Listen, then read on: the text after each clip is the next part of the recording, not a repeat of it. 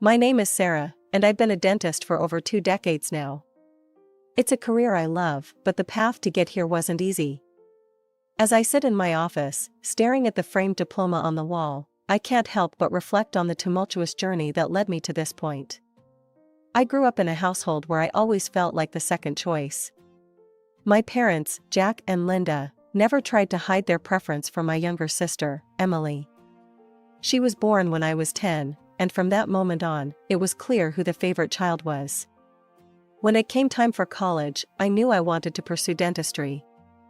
It had been my dream since I was a little girl, fascinated by the way my pediatric dentist could make even the scariest procedures feel like magic. "Mom, Dad, I've been accepted to the dental program at State University," I announced one evening at dinner, barely able to contain my excitement. The silence that followed was deafening. My father cleared his throat. "That's nice, Sarah. But you know we can't afford that. We're saving for Emily's future." I felt like I'd been punched in the gut. But I've worked so hard. My grades are perfect, I thought. "You thought wrong," my mother cut in, her voice cold. "We've always been clear about our priorities. Emily has a bright future ahead of her. Well, you'll find something suitable, I'm sure." I ran from the table, tears streaming down my face. The next day, I visited my grandparents, Robert and Margaret. They'd always been kinder to me, more understanding. When I told them what happened, my grandfather's face turned red with anger. "Those fools," he muttered. "Don't you worry, Sarah. We'll make sure you get to that school." True to their word, my grandparents scraped together every penny they could to help me with tuition. I worked multiple jobs, studied harder than I ever had before, and eventually graduated at the top of my class. During my final year of dental school, I met Tom. He was charming, handsome, and seemed to genuinely care about me. We married shortly after graduation, despite my parents' objections. "You're making a mistake," my mother hissed at me during the reception. "He's not good enough for this family." I ignored her, convinced that for once in my life, I'd made the right choice. How wrong I was. The first few years were good. We had 2 beautiful children, Max and Lily, and I started building my dental practice. But as time went on, Tom changed. The charming man I'd fallen in love with disappeared, replaced by someone I barely recognized. It started with the drinking. A beer or 2 after work became a 6-pack, then a bottle of whiskey. He'd come home late, reeking of alcohol, picking fights over nothing. I endured it for years, hoping he'd change back into the man I'd married. But one night, as I watched him nearly drop our infant daughter while in a drunken stupor, I knew it was over. The divorce was messy, but in the end, I got custody of the kids and kept my practice. The day I told my parents about the divorce, I foolishly hoped for some support. Instead, I was met with cold disappointment and blame. "I'm sure you're exaggerating," my mother said, her voice dripping with disdain. "Tom always seemed like such a nice man. You probably drove him to drink with your nagging." That was the last straw. I gathered my children and left, vowing never to seek their approval again. Meanwhile, my sister Emily's life seemed picture-perfect. She'd become a psychologist, married a successful businessman named David, and had 2 boys of her own. My parents never missed an opportunity to remind me how much better she was doing. "Emily just bought a new house in that fancy neighborhood," my mother would casually mention during our increasingly rare phone calls. "Her practice is really taking off. It's so nice to have a daughter we can be proud of." Years passed, and I built a successful dental practice. I was doing well financially, even able to buy a nice apartment in a good area of town. Ironically, there were times when my parents would call, asking for money. "Sarah, your father and I are a bit short this month. We were hoping you could help out," my mother would say, her tone sugary sweet. Despite everything, I always sent them what they needed. Part of me hoped that by being generous, they might finally see my worth. But their attitude never changed. One day, I received a call from Emily. Our parents had passed away suddenly in a car accident. I was devastated, not just by their loss, but by the realization that we'd never have a chance to reconcile. "I'm in the Maldives with David," Emily said, her voice crackling over the international line. "Could you handle the funeral arrangements? We'll try to get back as soon as we can." So there I was, planning my parents' funeral while my sister lounged on a beach halfway across the world. I threw myself into the task, determined to give them a beautiful send-off despite our troubled relationship. The day of the funeral arrived, and Emily finally showed up, tanned and seemingly carefree. Right after the funeral, a lawyer approached us. "We need to discuss the will." I hadn't even thought about the will. Surely, despite everything, my parents wouldn't completely forget about me? But as the lawyer read out the details, it became clear that they had done exactly that. Everything, the house, their savings, even family heirlooms, had been left to Emily. There wasn't so much as a mention of my name. As I drove home that day, I made a decision. I was done seeking approval from people who would never give it. I had my children, my career, and my own life. It was time to live it on my terms. After the funeral, my relationship with Emily became even more distant. We rarely spoke, save for obligatory holiday greetings and birthday wishes via Skype. I'd catch glimpses of my nephews, Tommy and Jake, during these calls, but it was hardly enough to form a real relationship with them. From what I could see, the boys were growing up to be quite a handful. During one memorable video call, I watched a 6-year-old Tommy throw a tantrum because Emily wouldn't buy him a new tablet. "But I want it now," he screamed, his face red with anger. Emily just smiled indulgently. "Now, sweetie, we can't always get what we want right away. We'll talk about it later, okay?" I couldn't help but interject. "Emily, don't you think you should be a bit firmer with him? That behavior isn't appropriate for his age." My sister's face hardened. "I'm a psychologist, Sarah. I think I know how to raise my children without causing childhood trauma. They need to feel free to express themselves." As the years went by, my own children grew up and moved out to start their own lives. Max became a successful software engineer, while Lily followed in my footsteps and went to dental school.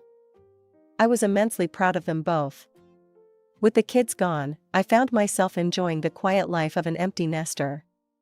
I adopted a cat, Mr. Whiskers, who quickly became my constant companion. My days fell into a comfortable routine of work, home, and the occasional dinner with friends. Then, one rainy Tuesday evening, my peaceful life was shattered by a frantic knocking at my door. I opened it to find Emily standing there, mascara running down her face, with Tommy and Jake in tow. "Sarah," she sobbed, "I need your help. David and I had a huge fight, and I just need a place to stay for a while." I hesitated for a moment, remembering all the years of hurt and neglect. But looking at my sister's tear-stained face and the confused expressions of my nephews, I knew I couldn't turn them away. "Come in," I said, stepping aside to let them enter. As they filed into my apartment, I got my first real look at Tommy and Jake in years. Tommy, now 9, had a sullen look on his face, while 6-year-old Jake was bouncing off the walls, touching everything in sight. "Jake, honey, please don't touch that," I said gently as he reached for an antique vase. He ignored me completely, knocking the vase to the floor where it shattered into 1,000 pieces. Emily barely reacted. "Oh, boys will be boys," she said with a weak laugh. "We'll replace it, won't we, Jake?" Jake just shrugged and moved on to the next breakable object. I took a deep breath, reminding myself that they were guests in my home and that this was just temporary. But as days turned into weeks, it became clear that Emily had no intention of leaving anytime soon. My once tidy apartment descended into chaos. Toys and clothes were strewn everywhere, the walls were covered in crayon drawings, and the constant noise was driving me to my wits' end. One particularly trying afternoon, I returned home from a long day at the dental office to find my living room in complete disarray. The floor was littered with toys, crushed snacks, and what appeared to be the stuffing from one of my throw pillows. In the center of it all sat Tommy and Jake, gleefully engaged in what looked like a food fight with my good china as ammunition. "Boys!" I exclaimed, shock and frustration evident in my voice. "What on earth are you doing?" They barely glanced in my direction, continuing their rambunctious play without missing a beat. I looked around frantically for Emily, finally spotting her lounging on the balcony, engrossed in her phone.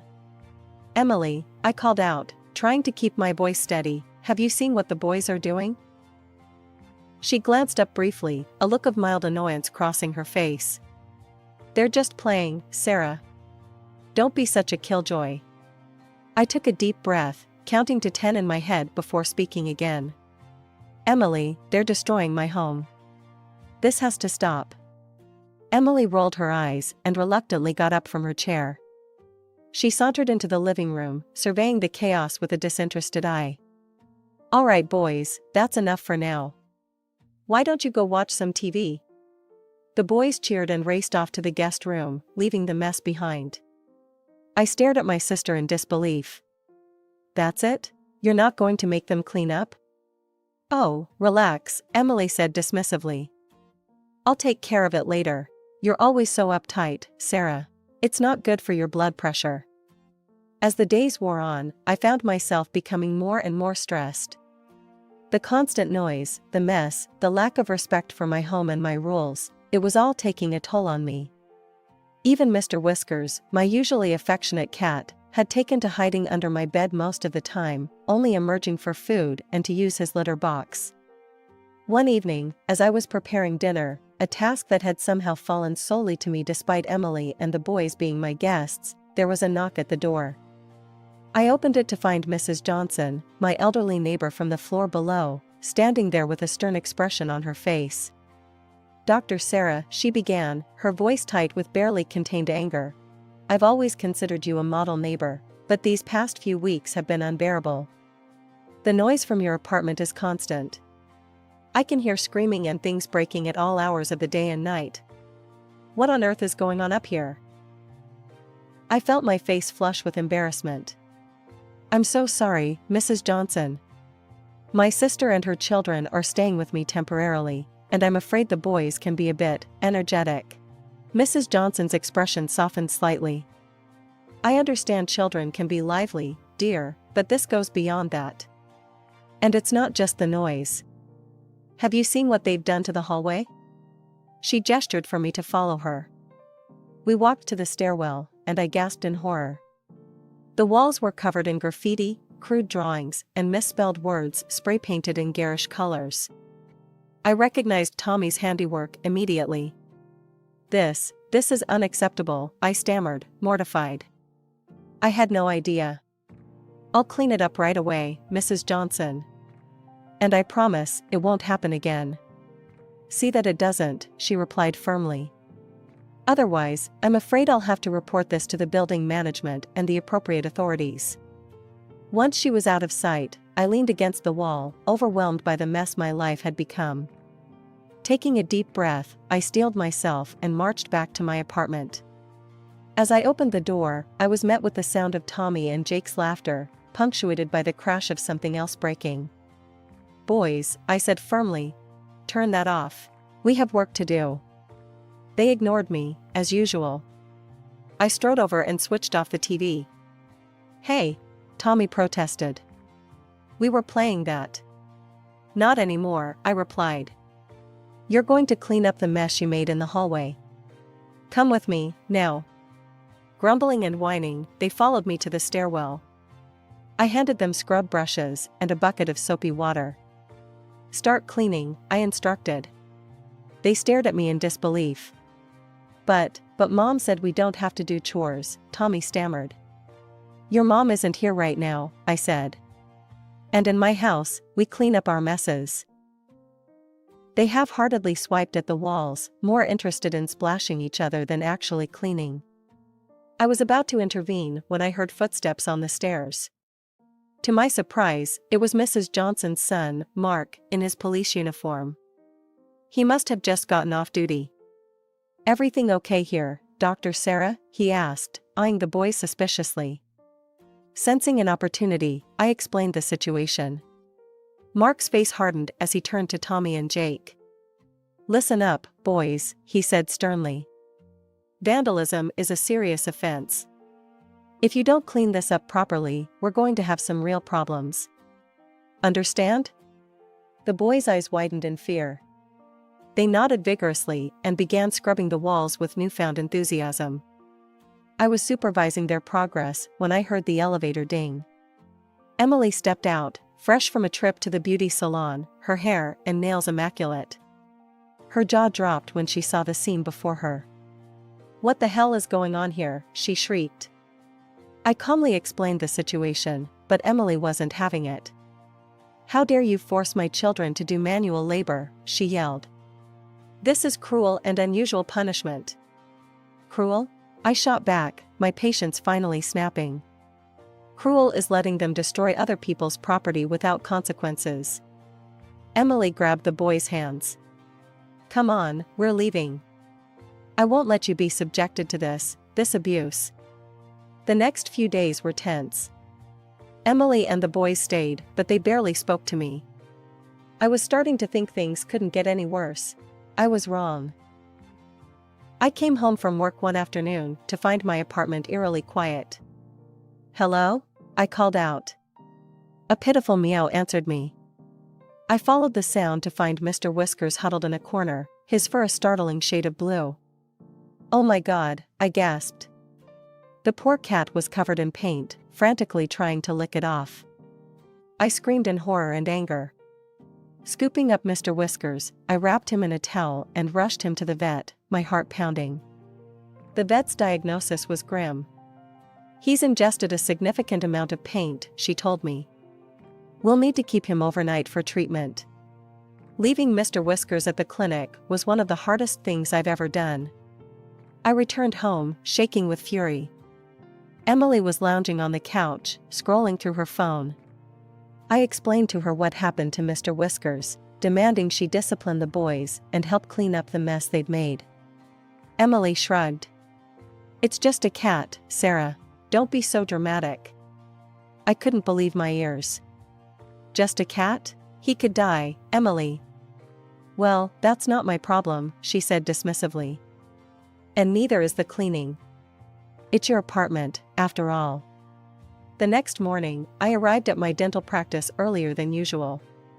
My mind was reeling from the events of the past few weeks, and I knew I needed to get to the bottom of this situation.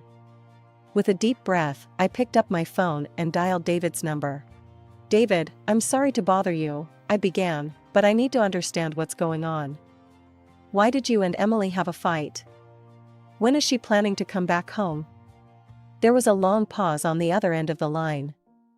Then, David let out a heavy sigh. "Sarah, I'm afraid Emily won't be coming back. We're getting divorced." David's story came pouring out, each revelation more shocking than the last. He told me how Emily had quit her psychology practice years ago, refusing to work or even help around the house. Their home had fallen into disrepair, and the children were completely out of control. "And then there were the vacations," he went on.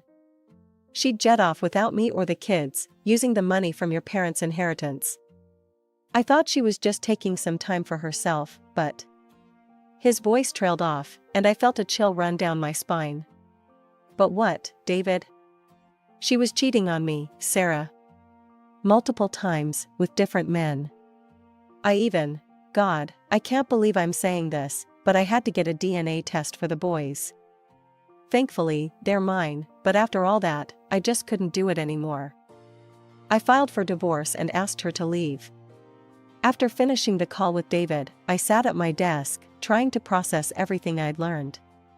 The realization hit me like a ton of bricks. Emily wasn't planning on leaving anytime soon. She was using me as a fallback, a free place to stay while her life fell apart. That evening, I confronted Emily. The boys were in the guest room, engrossed in their video games as usual, while Emily lounged on my couch, scrolling through her phone. "Emily, we need to talk," I said firmly, sitting across from her. "I spoke to David today." "Is it true? Are you really getting divorced?" Emily shrugged, an air of indifference about her. "Yeah, it's true. David and I are over. I'm tired of him and his expectations. But don't worry, sis. You'll help me out, right? After all, that's what sisters are for. I couldn't believe what I was hearing. Help you out? Emily, you've turned my life upside down. You're not even trying to get back on your feet. What about your inheritance? Surely you can use that to find your own place. She laughed dismissively. Oh, that money? It's gone, Sarah. There were barely crumbs left anyway. I felt my blood begin to boil. Crumbs? Emily, our parents left you over $200,000. How could you possibly have blown through all that money? Emily just shrugged again, reaching for her phone. Life's expensive, Sarah. You wouldn't understand. In that moment, something inside me snapped. Years of resentment, weeks of frustration, all came bubbling to the surface. No, you're the one who doesn't understand, I said, my voice low and controlled. I've had enough. Get a job, start disciplining the boys, contribute to this household, or get out. You have 1 week, Emily. 1 week to show me you're serious about turning things around. Emily's eyes widened in shock. For the first time since she'd arrived, she seemed to realize I wasn't going to back down.